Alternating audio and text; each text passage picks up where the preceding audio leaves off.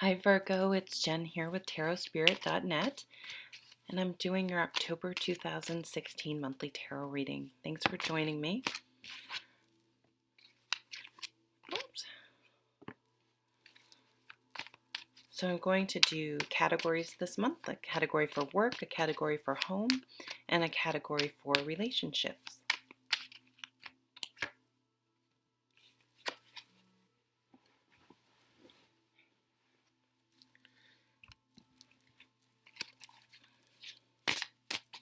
It's really beginning to feel like fall here in Vermont. It's really nice.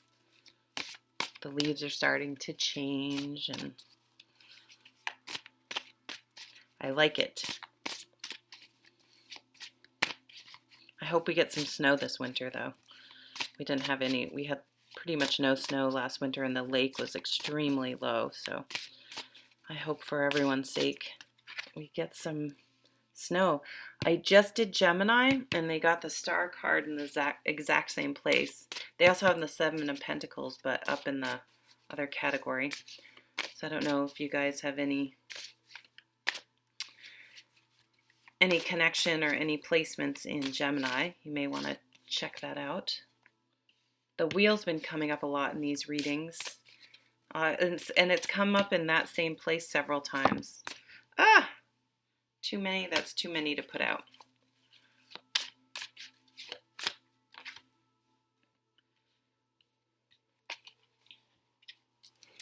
Okay, the Seven of Wands. This just also, I believe, came out at the bottom. It was the other deck, though, for Gemini. So it's Seven of Wands. This is all about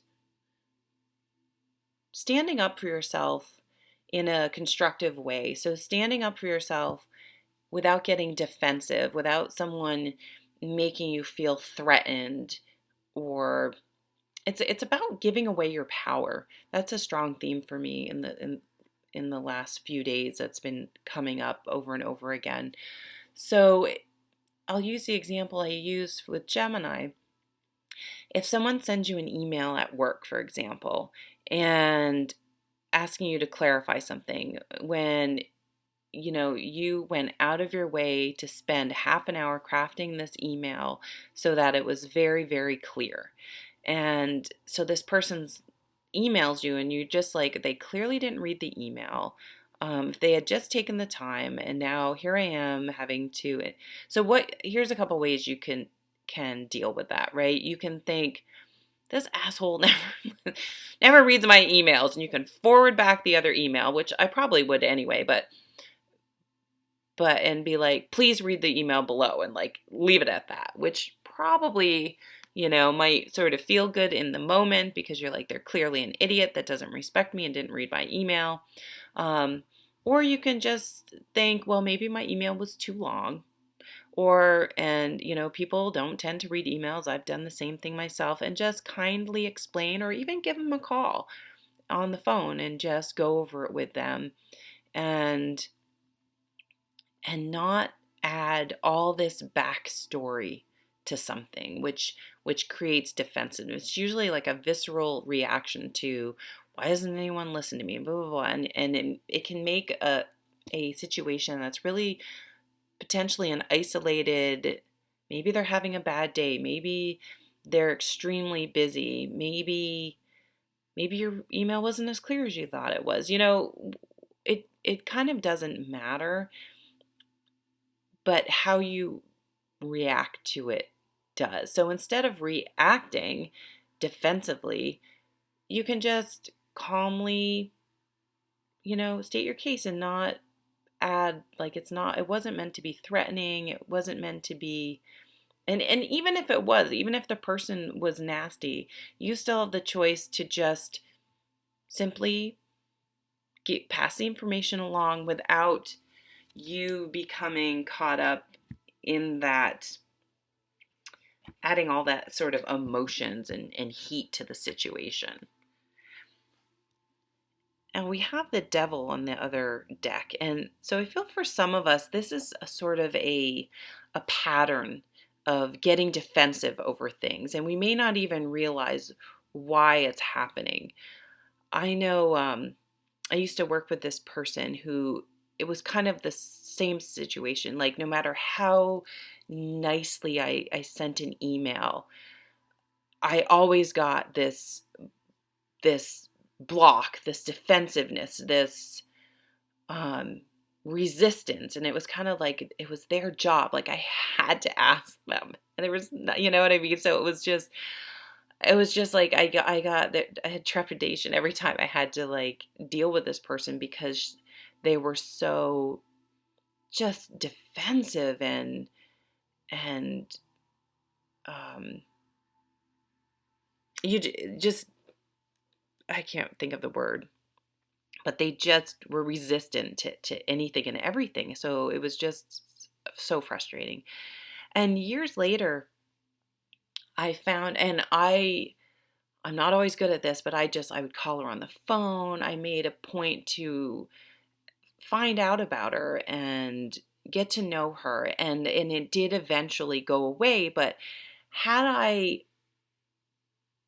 matched her defensiveness with my own defensiveness, um, things would not have gone well. And I did do that a couple times. Trust me, it doesn't go well. No matter how like justified, like, I need you to do this. It's your job. Like, I don't know what else to say. It just wasn't helpful. So I had to try a different approach. And we became friends actually. And I found out that she had had a very abusive, difficult past. And when you kind of look at the context, it's like you can see how she would be afraid of, how she would have um, excessively strong boundaries and be defensive because she had been treated so poorly. Um, so, where in our lives do we bring sort of defensiveness from past situations into present situations that don't really warrant, and how might we be affecting things um, in that way that we don't even realize because it's such a visceral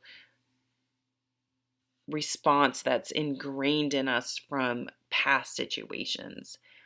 The devil's any sort of repeating pattern that has negative consequences, that doesn't help us. So whether it's how we react to things, lots of times it's that negative thought pattern, our inner demons, our insecurities that come up. And just when we think we've gotten a hold of it, it shows up just for the sake of seemingly, bringing us down. So trying to let go of that stuff, stay on top of it, understand that it's probably always going to come up at different points in our life, especially when we're stressed and things are busy. Like, that's when these things seem to creep up, and just being able to acknowledge it. Yep, of course, things are really busy and this is creeping up, and sort of acknowledging it and say, okay, well, it doesn't have to control me. It doesn't have to permeate all my interactions and ruin my whole life, and sort of acknowledging and recognizing it for what it is. In the work category, you have the Lover's card and the Star card. So the Lover's card is very on a very mundane level. You may be in love with someone at work. Okay, that's kind of the simplest way to put this. You may find work you absolutely love. You may be branching out and dreaming and really going for your dreams of what your dream job is, starting your own business, breaking out on your own, starting a new career. Really, really, wishing upon a star, really going for it.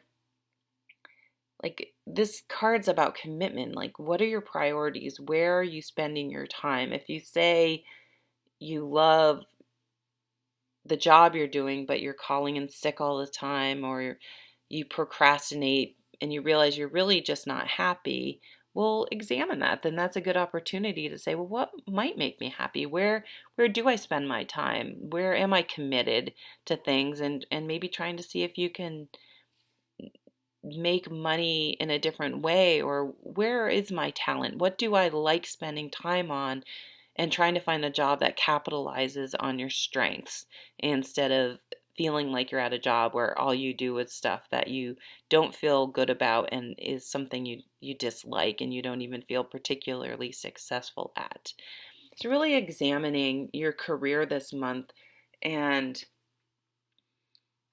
breaking free, dreaming, committing towards finding something that's more aligned with what you want. And these are two very powerful cards. So the energy is there if you want to take action to finding a more fulfilling career. In the home category, the Ace of Pentacles, very nice, and the Wheel of Fortune. So if anyone has had some hard times, things are changing. Things are coming your way. Things are looking up. This is a beautiful offer from the universe. So this is a new home, a new job, a new health routine, a new baby, something new in the home.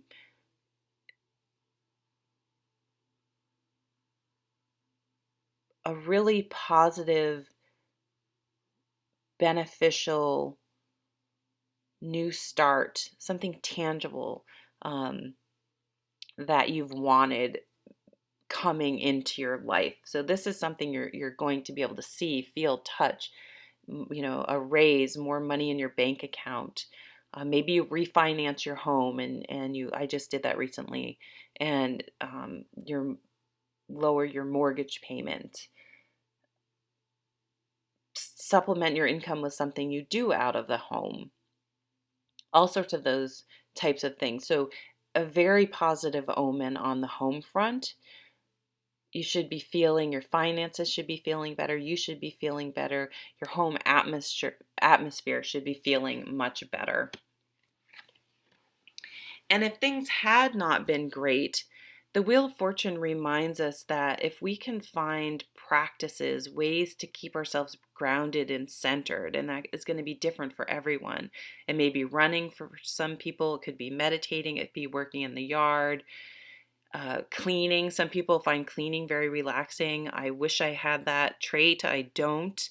But feeling centered so that when you do go through ups and downs, it doesn't wildly affect you and stress you out and negatively harm you. You're able to ride in the center of the wheel and stay centered and ride things out, good and bad, without feeling the extremes.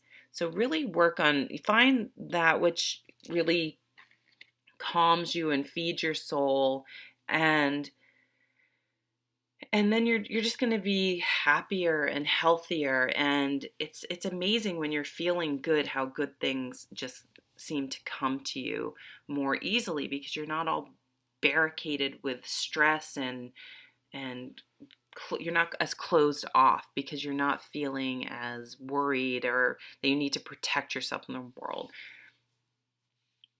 So I feel like a lot of you have been working hard on staying centered and bringing good things, and you're going to be seeing that reward come in this month. So that's really lovely. In the relationship department, not the best cards, I'll say. For any of you some of you may be feeling excluded, left out in the cold, a disconnect if you're with a partner, disconnected, or if you're single, you just may be feeling that you're never going to meet someone. This card really shows that there's all this beautiful light and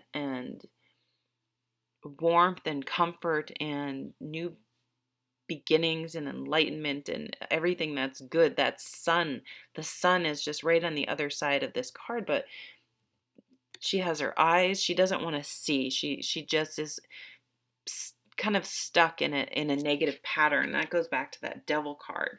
So trying to allow yourself to open up and see that there is lots of good in the world, and that you're not left out in the cold. There are people there for you. With the Seven of Pentacles, it just may be if you're in a relationship and things aren't going so well, that you're just in sort of a downward cycle. Now, finding the balance between just allowing the relationship to go through its ups and downs, or recognizing that this down is never coming back up. You have to maybe, so for some of you, face that this is not going to turn around, or if it's going to turn around, you have to look at it more closely. Sometimes maybe have those hard conversations that could run the risk of ending the relationship. Like, I can't live like this and this needs to change, or I'm out. And the person may say, well, then we're done. And that's really, really scary. But if you're living like this, the relationship isn't, this isn't a happy relationship. But I think for a lot of you, again, this is only going to apply to people that are struggling in a relationship. Your partner may be struggling, and you may just be patiently waiting for them to sort of come around, and that's okay. That's being a good partner. Again, as long as you recognize when there's a process that someone's going through or the relationship's going through, and then there's, no matter how long you wait, it's not fixable. So I'm gonna, what I think I did for other signs, and I forgot for the last couple. So I'm gonna pull a daily guidance from our angels cards. It says, reward yourself. You've been giving a lot of yourself lately, and it's time for you to receive. Make the time to reward yourself in a meaningful way. This balance of giving and receiving is essential to keeping your energy, mood, and motivation at a consistently high level. So it's an interesting reading. Don't get stuck on the relationship. This could be doesn't have to be definitely a love relationship either. You could just be struggling with one person in your life. One person in your life is going through a hard time. Someone could have an addiction. Someone in your life could have an addiction, and that's always very hard to let them go through the process of recovery, because it can often be plagued with lots of setbacks, and some people are never truly committed to recovery, and it's very difficult because it's their process. But there's a lot of healing in the work sector and the home sector. So whatever you're doing, however you're dealing with your relationships, it's actually not affecting work and home. It's like you've really found a way to understand that it's a process, and staying centered, and you're still really handling it extremely well. So that's amazing. Thank you very much for watching, and I'll see you at the next video. Take care.